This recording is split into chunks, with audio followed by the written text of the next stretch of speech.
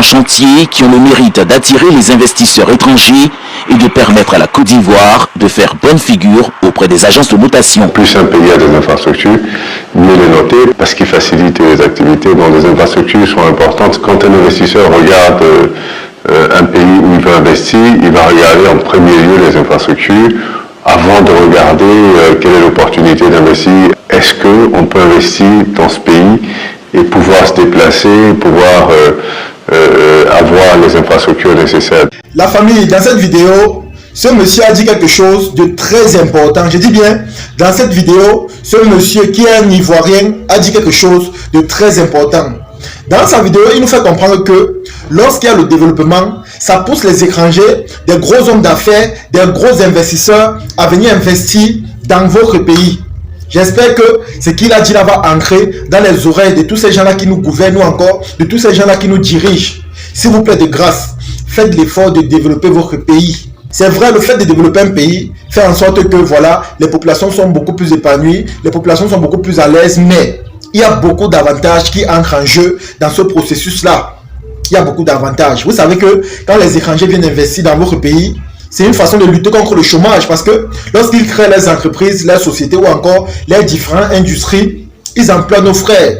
Et c'est une façon de lutter contre le chômage. Mais comme il a dit dans la vidéo, s'ils voient que voilà, le territoire dans lequel ils veulent aller mettre leur argent est un territoire où on observe le manque de routes, les problèmes d'eau, les problèmes d'électricité, je vous assure la famille, ils n'auront plus cette volonté-là à vouloir mettre l'argent là-bas. Et c'est la population qui va payer le prix fort. Pourquoi? Parce que après tout ce qui va se passer là, on va venir dire que payer les taxes, payer les impôts.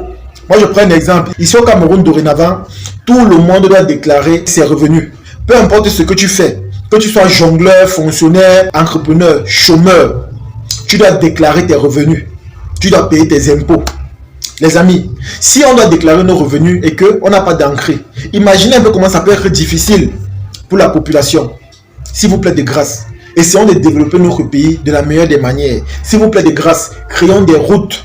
S'il vous plaît de grâce, faisons en sorte que les investisseurs voient notre pays tellement beau au point où ils ont cette envie-là de venir mettre leur argent.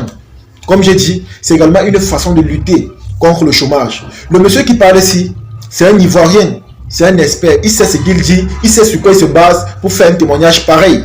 Parce qu'il a observé autour de lui, il a vu la société, il a vu ce qui se passe, il a vu les manquements, il a vu les freins. Il a dit quelque chose de très très important. Parce que moi honnêtement, je suis d'accord avec lui. Quand tu développes ton pays, c'est comme ça que ça attire beaucoup d'opportunités dans ton pays en question. Il y a un adage qui dit par exemple que où la route suit, le développement suit. Il a parfaitement raison. Lorsqu'on crée des routes, c'est comme ça que des boutiques, des magasins, des écoles, des hôpitaux viennent à côté. Parce qu'on cherche toujours où il y a la route, où c'est facilement accessible. C'est comme ça qu'on crée des logements, on crée des habitations, on crée beaucoup de choses. Et comme j'ai dit, tout ça, c'est à l'avantage de la population. C'est à l'avantage de la population. Si on ne développe pas notre pays, si on ne développe pas notre société, je vous assure, les populations vont payer le prix fort. Ils vont payer le prix fort. Pourquoi? Parce que malgré le chômage, malgré la galère, malgré les augmentations des prix sur des produits dans les marchés, on va toujours demander et imposer aux citoyens de payer les taxes. On va les imposer. Ici, là, chez nous, par exemple, si tu as un petit commerce, il te faut payer les taxes. Si tu fais la moto, il te faut payer les taxes. Si tu fais n'importe quoi qui te rapporte quand même, tu vas devoir payer les taxes. Mais la question qu'on se pose est de savoir, tout l'argent des taxes là, ça part où? Normalement, c'est pour développer notre pays. C'est pour développer notre pays. Quand moi je vois par exemple en Côte d'Ivoire, les grands projets qui sont mis en œuvre dans le but d'épanouir la population. La famille, je suis impressionné. Voilà par exemple le métro ivoirien qui sera disponible d'ici peu.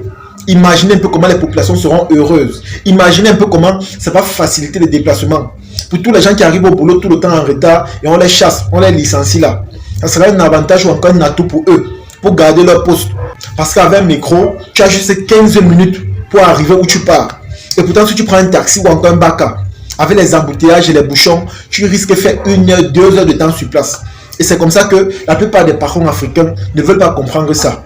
Ils ne veulent pas entendre qu'il y a eu les embouteillages, il y a eu les freins, il y a eu les bouchons. Ils vont te demander de sortir très tôt. Et vous savez que quand vous sortez très tôt, c'est très dangereux. Parce que c'est à l'heure là que la plupart des bandits, des voleurs, exercent leurs fonctions. Donc ça risque et péril. Alors tout ça c'est pour vous dire quoi? S'il vous plaît, développons notre pays. Mettons tout en œuvre pour que cela soit exécuté. Parce que ça sera un atout majeur et très important pour les populations. Grâce à ça, les populations seront beaucoup plus à l'aise.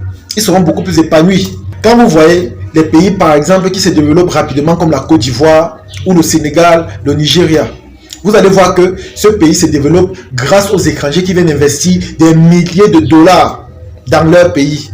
C'est grâce à ça. C'est la raison pour laquelle ils se développent rapidement. Et quand vous partez dans ces pays-là, vous voyez également que ça fait en sorte que beaucoup d'immigrants viennent là-bas. Parce qu'ils voient le développement. Tout le monde cherche le bonheur, tout le monde cherche la lumière. Raison pour laquelle ces pays-là occupent sur leur territoire des millions d'étrangers. Je dis bien des millions d'étrangers. Parce que même les étrangers là voient le développement. Ils voient l'émergence. Ils voient comment ça évolue. Et quand ils voient ça, en même temps, ils voient les opportunités. Ils voient les atouts pour se construire ou encore s'établir une vie dans ces pays-là. Donc, essayons de développer notre pays pour qu'on attire aussi des investisseurs, pour qu'on attire le développement, pour qu'on lutte contre la pauvreté, pour qu'on lutte contre le chômage. Parce que c'est grave, les amis. C'est tellement grave. Vous allez voir, les gens fréquentent, ils n'arrivent pas à travailler. Les gens ont les diplômes, ils sont à la maison. Les gens sont encore à 40 ans dans la maison familiale. Parce que s'ils partent loin, ils n'auront pas les moyens pour subvenir à leurs besoins. Vous allez voir même certains hommes qui vivent avec leurs femmes dans la maison familiale. Parce que construire en ville, c'est tellement compliqué. Acheter un terrain, c'est tout un challenge. Raison pour laquelle ils n'ont pas le choix que de rester dans la maison familiale, même si eux aussi, à leur tour, ils essaient de construire leur famille ou encore ils essaient de se marier. Donc, en gros, quand tu vois tout ça, tu comprends la situation et tu te dis que si on donne l'opportunité aux jeunes de travailler, ils vont travailler. S'ils ne travaillent pas aujourd'hui, c'est parce qu'ils se rendent compte qu'il n'y a pas le travail. Et même ce qu'ils trouvent comme travail ne correspond pas à leur niveau d'études, à leur capacité intellectuelle ou encore à ce qu'ils ont appris à l'école. Vous allez voir par exemple un ingénieur qui s'est formé peut-être pendant 7 ans. Lorsqu'il part travailler quelque part, on le paye 80 000 francs le mois. Imaginez les amis, tu viens en ville, on te paye 80 000 francs. Imaginez comment c'est peu pour quelqu'un qui veut s'en sortir, qui veut se développer, qui veut se construire, qui veut établir une vie. Imaginez comment c'est tellement peu. Voilà des choses que nous ne voulons plus voir. Si pour qu'on ait des résolutions à cela, il faut se développer de grâce. Développons-nous. Que l'argent des impôts, l'argent des taxes, qu'on donne tout le temps là, l'argent des péages, que cela permette à ce qu'on développe notre pays. Pour que les étrangers regardent ça de loin et disent que voilà une terre d'opportunité où je peux aller investir mon argent, où je peux aller mettre des fonds pour que ça se multiplie. Et nous aussi de notre côté, nous qui avons fréquenté, on verra ça comme des ouvertures pour qu'on puisse nous embaucher et pour qu'on puisse vivre dignement. Parce que la plupart des choses qu'on fait ici, honnêtement, c'est pas facile. Vous allez voir que même quand vous essayez d'entreprendre, on vient vous perturber. Il y a même des arnaqueurs qui disent qu'ils sont les agents des impôts. Mais comment on va faire pour savoir? Comment on saura que celui-ci est honnête, celui-ci est vrai, celui-ci est sincère, celui-ci n'est pas dans le faux? C'est tellement compliqué, les amis. Il y a tellement le faux. Il y a tellement de gens qui nous mettent mal à l'aise ici, là. Donc, raison pour laquelle je vous dis encore une fois de plus, prenons exemple sur la Côte d'Ivoire. Mettons nos différents challenges ou encore notre esprit de comparaison ailleurs. Mettons d'abord le développement en avant. Parce que c'est ça qui fera en sorte que beaucoup de jeunes sortiront du chômage. Beaucoup de jeunes pourront construire leur vie dignement. Beaucoup de jeunes pourront s'établir. C'est à travers ça, les amis. Si on reste là avec cet esprit de comparaison dans zéro, je pense que cela ne va pas nous profiter. Mais si dans nos vidéos, on suscite l'appel au changement, aux investisseurs, aux étrangers qui peuvent venir mettre l'argent chez nous, je pense que ça sera un atout majeur pour la population et pour les citoyennes. Donc, comme je dis souvent, les amis, n'ayez jamais honte d'imiter le bon exemple. Surtout si c'est dans le but de se développer, d'émerger ou encore d'avancer.